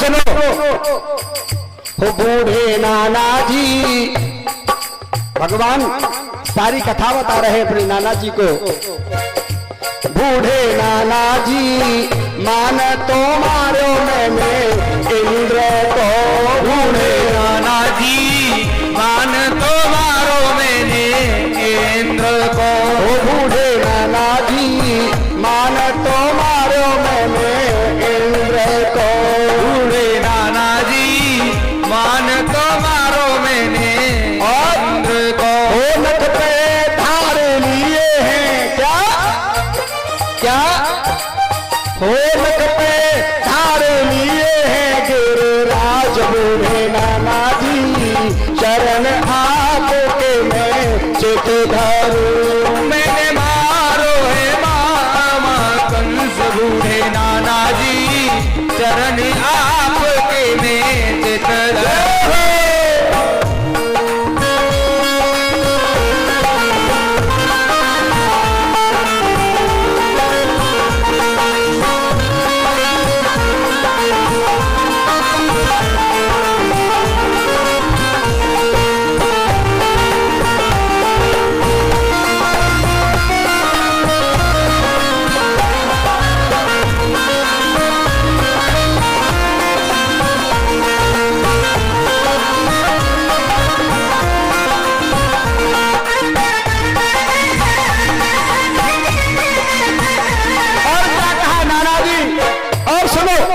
भगवान बतला रहे हैं कि नाना जी मैंने संत की और महंत की लाज बचा ली उस दुष्ट से बूढ़े नाना जी भगवान कह रहे हैं ओ बूढ़े नाना जी लाज बचाई सब संतन की बूढ़े नाना जी लाज बचाई सब संतन की साथ में और किसकी बचाई है भगवान ने लाज बूढ़े नाना जी लाज बचाई सब लाज बचाई सब भक्तन हो मैंने तार दिए हैं क्या वो मैंने तार दिए हैं सब संत बूढ़े नाना जी चरण आपके मैं चित धरूं बूढ़े नाना जी चरण आपके में चित धरूं मैंने मारो हे मामा कंस बूढ़े नाना जी चरण आपके मैं चित धरूं मैंने मारो है मामा कंस बूढ़े नाना जी चरण आपके में चित धरूं मैंने मारो हे मामा कंस बूढ़े नाना जी चरण आपके मैं चित धरूं मैंने मारो है मामा कंस बूढ़े नाना जी चरण आपके में चित धरूं बूढ़े नाना जी चरण आपके मैं चित धरूं मैंने मारो हे मामा कंस बूढ़े नाना जी चरण आपके मैं चित धरूं मैंने मारो है मामा कंस बूढ़े नाना जी चरण आपके में चित धरूं नाना जी आप मुझे क्षमा करना कि आपको तो मैंने कारागृह से निकाल दिया है, मगर मैंने मामा जी का प्राणांत कर दिया है। राज अभिषेक पुनः वापस दे दिया है भगवान ने। उग्रसेन के लिए फिर से मथुरा नगरी का राजा उग्रसेन को बना दिया है। बोल वृंदावन बिहारी लाल की जय। हेलो भगवान कंस प्राणांत करने के बाद मथुरा में रहने लगे। भगवान की जो व्रत गोपियां हैं श्री राधे सहित भगवान की बात निहारती हैं कि हमारे श्याम सुंदर लौट करके आ रहे होंगे। मैया जिस दिन से कन्हैया मैया को छोड़ करके गए हैं उसी दिन से मैया का रोना बंद नहीं हुआ कि अब वो आएगा नहीं। देखो मां की ममता ऐसी होती है। हम आपको प्रतिदिन बताते हैं कि मां की ममता निराली है। मैया का रोना बंद नहीं हुआ है। सुखदेव जी कहते हैं कि राजन भगवान मथुरा में रहते हैं। अब तो भगवान के मथुरा में रहते रहते सखा बनने लगे, मित्र बनने लगे। तो उन मित्रों में एक हैं उद्धव नाम के सखा। उद्धव नाम के सखा हैं, मित्र हैं।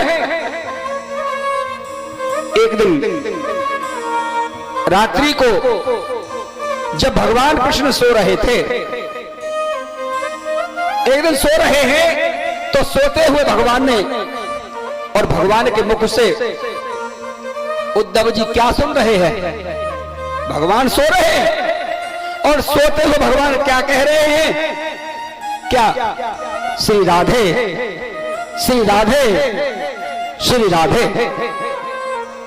देखो भगवान भी अपने मुख से राधे का चिंतन कर रहे हैं। उद्धव जी ने देखा कि रात्रि का समय है और कृष्ण सो रहे हैं, मगर ये अपने मुख से राधे राधे राधे का चिंतन कर रहे हैं। ये राधे कौन है? ध्यान देने की बात है कि आप जानते हैं कि जिससे प्रेम होता है उसका नाम हमारी वाणी पर रहता है। आप भगवान से प्रेम करो, सोते हुए भगवान को ही पुकारोगे कि राधे कौन है। जब प्रातः हुआ तो प्रातः होने पर और उद्धव जी कहने लगे कन्हैया। बोले हाँ उद्धव भैया बताओ कि तुम एक बात बताओ कि ये राधे कौन है जिसे तुम सोते हुए भी नहीं भुला पा रहे थे। अरे सोने पर तो कम से कम भूल जाओ, मगर तुम सोते हुए भी राधे को नहीं भुला पा रहे हो। राधे कौन है? जो तुम्हारे फोटो पर नाम था जिस राधे का। भगवान कहने लगे उद्धव आज तुमने मेरे सामने और राधे का नाम उच्चारण करके मुझे फिर से राधे के प्रेम में फंसा दिया है। कौन है ये राधे? कृष्ण बताओ तो सही। भगवान को बताना पड़ा। मित्र से मित्र नहीं छुपाता है। का बताया उद्धव ये राधे मेरे प्राणों का आधार है। राधे मेरे जीवन का आधार है। और वैसे भी आप देखते हैं कि बिन राधे और कृष्ण आधे। राधे श्याम और सीता राम। राम बगैर सीता मैया के और कन्हैया बिन राधे के अधूरे हैं। शक्ति जैसे कि आप आज मैं एक आपको नया दृष्टांत सुनाता हूं, सिद्धांत कथा बतलाता हूं। राधे श्याम और सीता राम आप देखते हैं, मगर शिव का जो नाम लेते हैं, ध्यान देंगे, जब हम शिव का नाम लेते हैं तो पहले पार्वती का नाम क्यों नहीं आता? सुना है आपने? राधे श्याम सीताराम मगर पार्वती शिव कोई नहीं कहता। वहां तो शिव का उच्चारण करते हैं, ध्यान देंगे, मगर पार्वती का नाम शिव से पहले है। किस किस ने पढ़ा है? आप हाथ उठा के बताओ, पढ़ा है? वो तो नाम है, मगर जहां शिव से पहले जुड़ता हो। पार्वती के नाम तो अनेक हैं, 108 नाम है। जहां शिव के नाम से पहले पार्वती का नाम जुड़ता हो, यानी शक्ति का नाम जुड़ता हो, जैसे राधे श्याम सीताराम, यानी वहां शक्ति का नाम जुड़ रहा हो। किसी ने पढ़ा है? नहीं पढ़ा। आज आप क्या पढ़ा है? बेटे आप नहीं समझ पा रहे हो, ध्यान देना। आज अपने घर, यहां तो नहीं समझ पाएंगे, एक कोरा कागज लेकर के, एक कोरा कागज लेकर के और पेन लेकर के उस पर पहले शिव लिखना। क्या लिखना? शिव।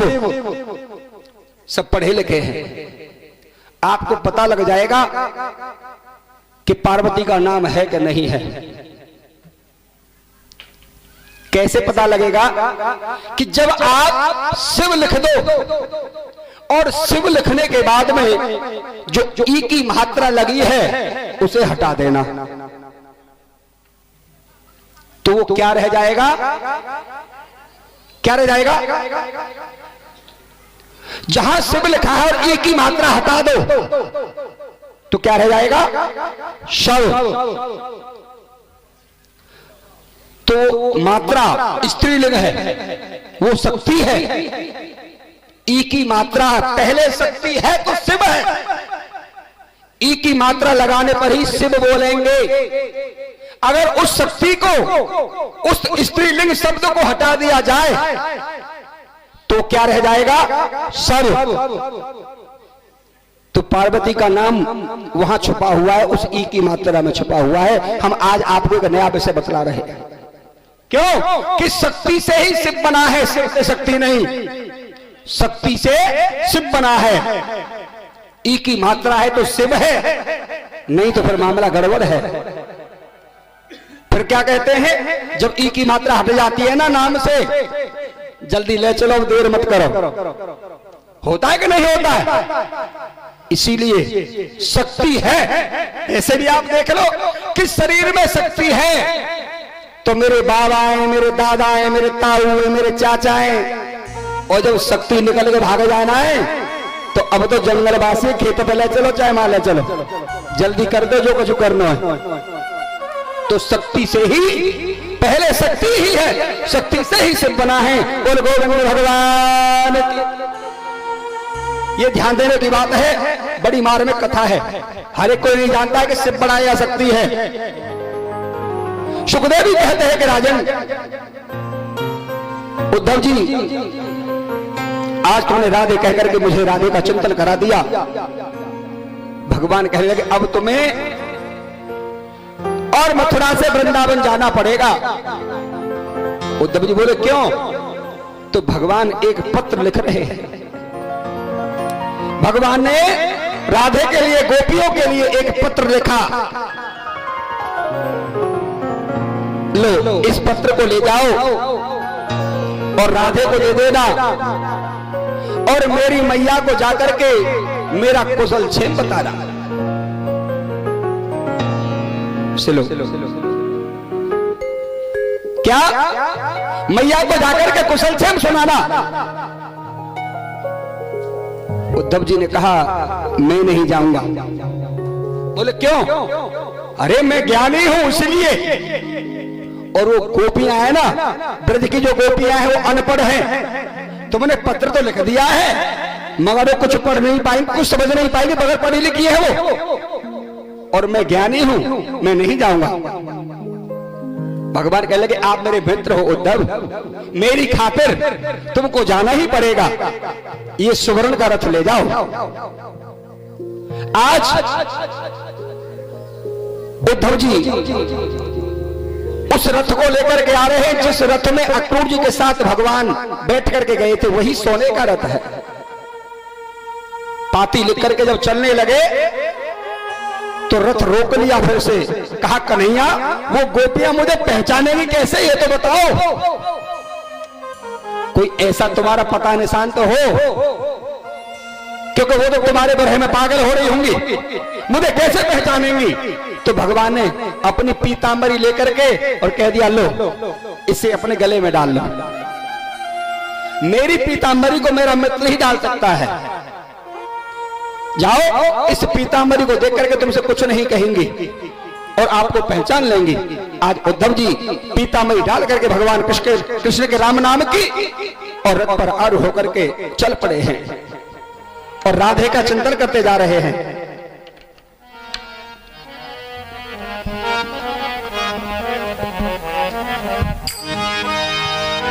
और राधे तेरे चरणों की, हे राधे रानी आज मैं तुम्हारा दर्शन करने आ रहा हूं। राधे तेरे चरणों की करे धूल जो मिल जाए, राधे तेरे चरणों की।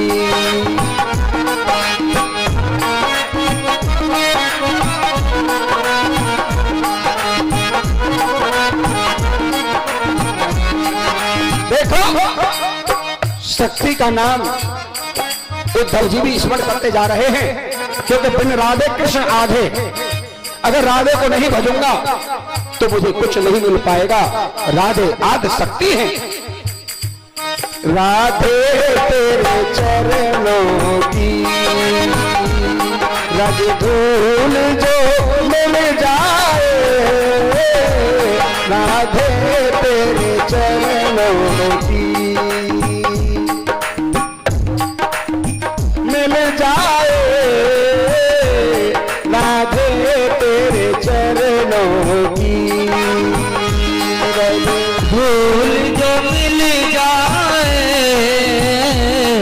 राधे तेरे चरणों की।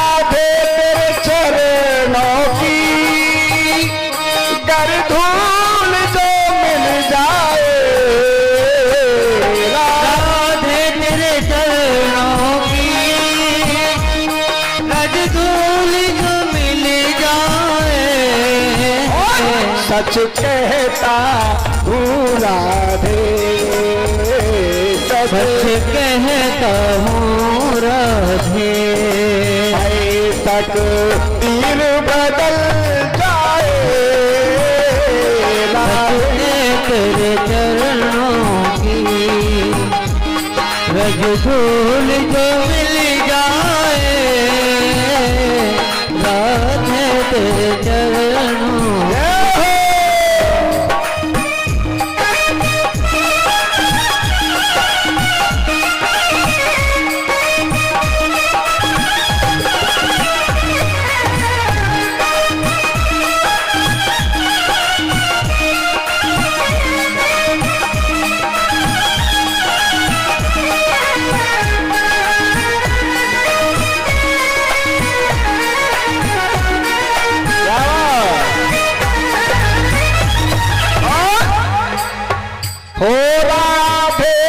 जीवन की बस एक तमन्ना है,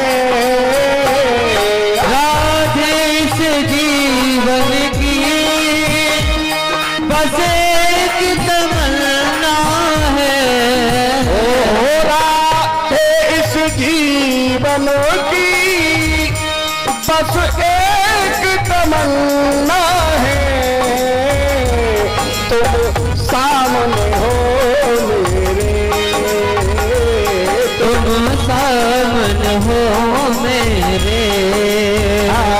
तुम सामने हो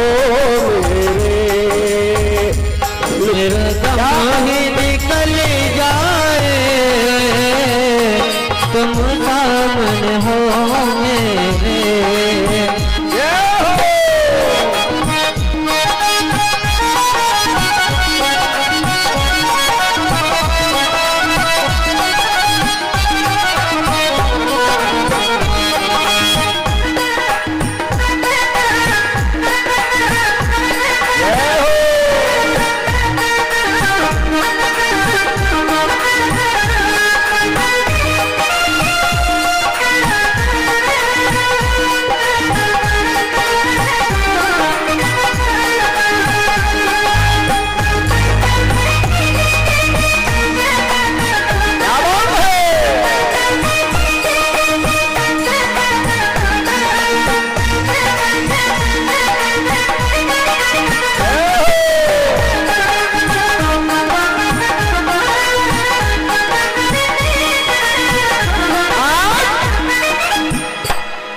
उद्धव जी श्री राधे का स्मरण करते हुए जा रहे हैं। राधे कन्हैया का जो दर्शन कर लिया है, मगर आज मैं तुम्हारा दर्शन करूंगा।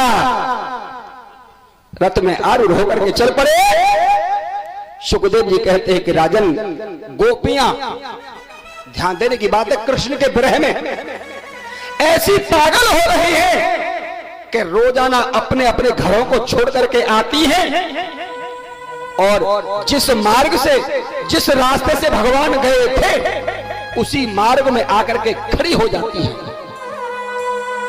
और इस रास्ते से मेरे श्याम सुंदर गए थे, वापस आ रहे होंगे, मगर आज प्रातः का समय, प्रातः होते ही राधे अपनी सखियों के साथ में भगवान की बाट निहारने के लिए आ गई। और उधर सुबह सुबह होते ही यशोदा मैया एक सगुन देख रही है।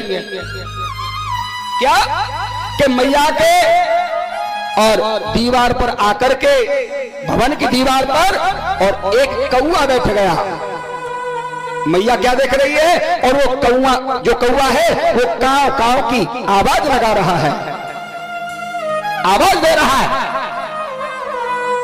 आज मैया की आंखों से आंसू बह रहे, मगर मैया ने विचार किया कि कौआ की बोली का, कौआ की भाषा का सभी सगुन मानते हैं, आज कहीं मेरा श्याम आ रहा है क्या? कौआ, एक कौए, अगर आज मेरा श्याम वापस आ गया तो मैं तेरी चोंच को सोने से मढ़वा दूंगी, मगर मेरा श्याम आ जाए। मैया बहुत बेहबल हो रही है। उद्धव जी रथ पर आरूढ़ होकर के आ रहे हैं। देखा कि रथ से धूल उड़ रही है।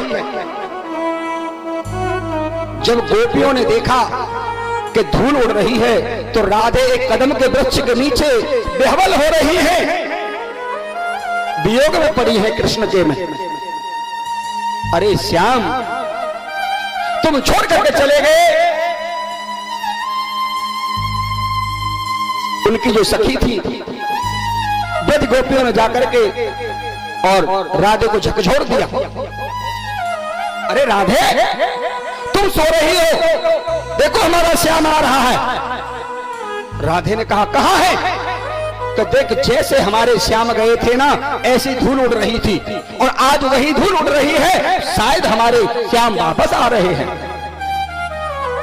राधे ने कहा, वो नहीं आएगा, वो निष्ठुर है, वो निर्मोही है। राधे कहने लगी, जब इतना समय निकल गया तो वो आएगा नहीं। गोपियों से कहने लगी राधे, अपनी सखियों से कहने लगी, क्या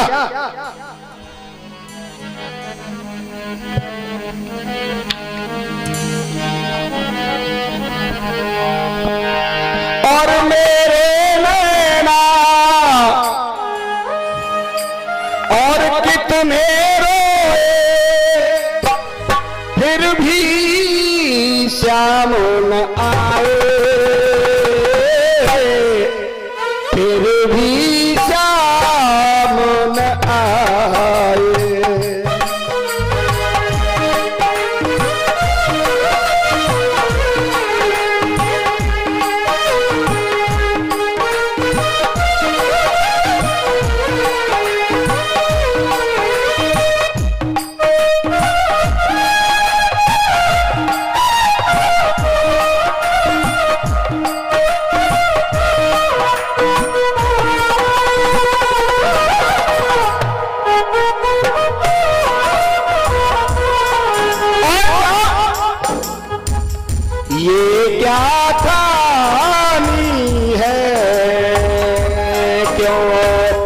की मनमानी है।